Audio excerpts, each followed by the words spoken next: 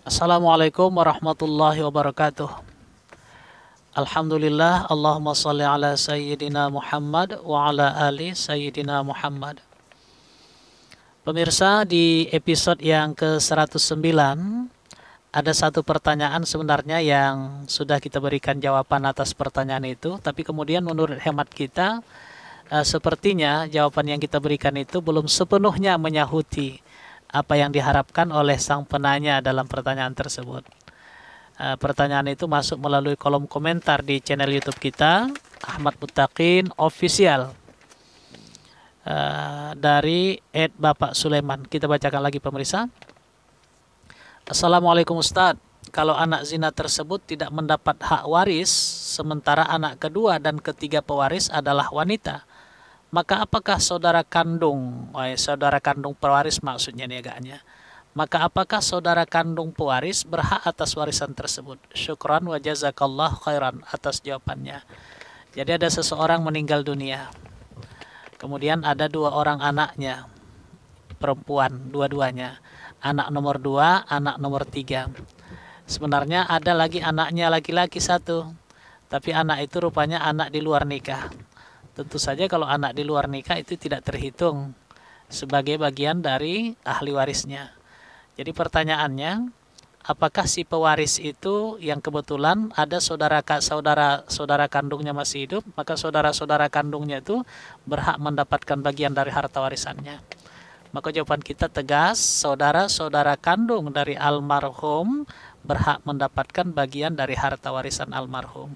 Karena yang terhitung anak almarhum hanya 2 orang dan dua-duanya adalah perempuan. Sementara anak laki-lakinya, anak biologisnya yang laki-laki itu secara syariat itu bukan terhitung sebagai anak kandungnya. Sehingga tidak menghalangi saudara kandung pewaris untuk mendapatkan bagian dari harta warisan almarhum. Demikian. Kemudian ini ada pertanyaan yang cukup panjang ini melalui chat WA di nomor WA kita 0813 9679 3071. Semoga Ustadz selalu diberikan kesehatan, panjang umur, keberkahan, serta selalu dalam ridha Allah Subhanahu wa Ta'ala. Amin ya Rabbal 'Alamin. Ustadz, saya dengan Aji di Bogor. Mau nanya ya Ustadz, bagaimana pembagian? Bapak punya istri 2. Istri pertama nikah tahun 1958 dan meninggal tahun 2002. Meninggalkan anak 6 orang. 2 laki, 4 perempuan. Waktu itu sepertinya rumahnya belum dibagi waris karena rumah tersebut dibangun di atas tanah pesantren yang di Cililin. Istri kedua nikah tahun 1963, meninggal tahun 2005. Domisili rumah di Jakarta dan sudah dibagi waris. Saat itu bapak kebagian 1/4 dan ditambah ambil lagi 1/4 dari bagian ibu saya. Selanjutnya suami meninggal tahun 2009, meninggalkan harta sebagai berikut. 1. Pesantren dan yayasan pendidikan yang berdiri tahun 1970 di lokasi di Cililin, Kabupaten Bandung Barat. Asrama putra 2 hektar are, asrama putri 1 hektar, 5 kios di depan asrama istri dan lokasi tanahnya samparan, dan 1 surat dengan asrama putri yang luas 1 hektar are. Hanya diklaim oleh anak dari istri pertama bahwa kios-kios tersebut katanya sudah dihibahkan oleh bapak. Tapi bukti surat hibahnya tidak ada. 2. 1 unit rumah di Cililin dekat pesantren dulu dipakai oleh orang tua bapak saya karena saat itu sebagai penasehat di pesantren tersebut. Demikian Pak Ustadz masalahnya. Mohon bantuannya ya Ustadz, kira-kira bagaimana pembagian yang benar?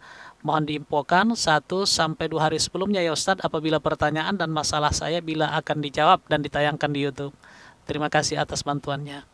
Sementara kakak saya yang tertua, anak laki-laki dari istri yang pertama, mengklaim bahwa tidak ada harta waris bapak yang bisa dibagi. Sementara saya adalah anak laki-laki tertua dari istri yang kedua. Maaf Ustadz, ada yang kelewat datanya. Dari istri yang kedua meninggalkan anak 5 orang. Terdiri dari 4 laki, 1 perempuan. Anak seibu ada 3 orang laki, 3 orang laki-laki, 1 perempuan. Ada 3 orang laki, 1 orang, 2 perempuan. Kedua orang tua dari bapak ibu atau nenek dan kakek sudah meninggal. Jadi sekarang posisinya hanya tinggal anak-anak dari istri pertama dan istri kedua. Ada 11 orang. Jadi begini, berapapun banyaknya harta warisan, yang ditinggalkan oleh orang tua kita, ayah kandung kita itu, maka itu tentu saja menjadi hak dari ahli warisnya yang ada. Jadi dipahami di sini ada 11 orang anak-anak almarhum yang masih hidup pada saat almarhum meninggal dunia. Maka seluruh harta warisan yang ditinggalkan oleh almarhum itu dibagilah kepada 11 orang anak ini. Berapa laki-laki, berapa perempuan, tentunya berlakulah rumus lizzakari mithlu hazzil unthayain. Bagian satu orang anak laki-laki sama dengan bagian dua orang anak perempuan. Artinya masing-masing anak laki-laki dihitung 2 bagian dan masing-masing anak perempuan dihitung 1 bagian.